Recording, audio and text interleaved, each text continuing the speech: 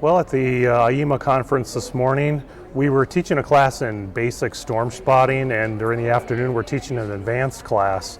And some of the things we talk about in our spotter training include identification of severe thunderstorms, the different types of severe thunderstorms that can occur in the state of Illinois, because we can get different types of storms in the state, different from what occur in other parts of the United States.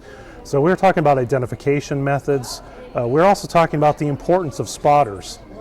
In order for the National Weather Service to issue warnings ahead of time and give people enough time to react to the warnings and get to a safe shelter, we need storm spotters to get us information from the field. They're the eyes out in the field telling us what's occurring with that storm. So they're telling us things like whether or not any rotation is occurring within that storm. They're telling us things about the different cloud structures. And that is important for us to be able to get those warnings out early so people can take action.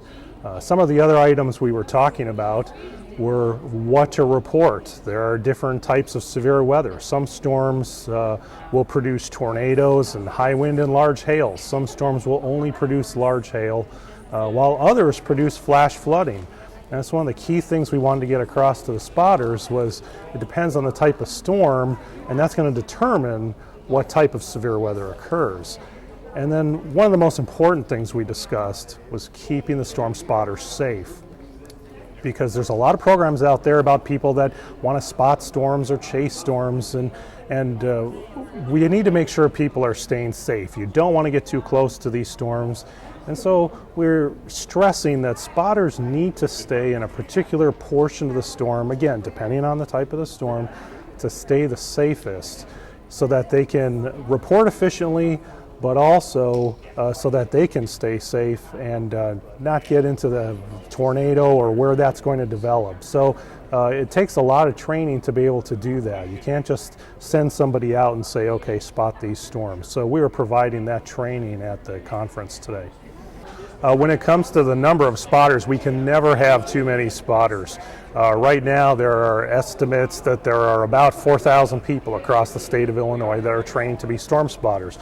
But we can always use more because storms are very large in nature, and you could have a spotter in one location that doesn't necessarily see what's occurring with the storm in another part, maybe 3-4 miles away.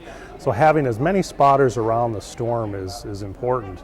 So we teach most of our spotter training classes across the state of Illinois between the months of February and roughly the first part of April. And if anybody's interested in becoming a storm spotter, they can either contact the local emergency manager in their county, or they can contact us directly at the Weather Service by going to our webpage at www.weather.gov.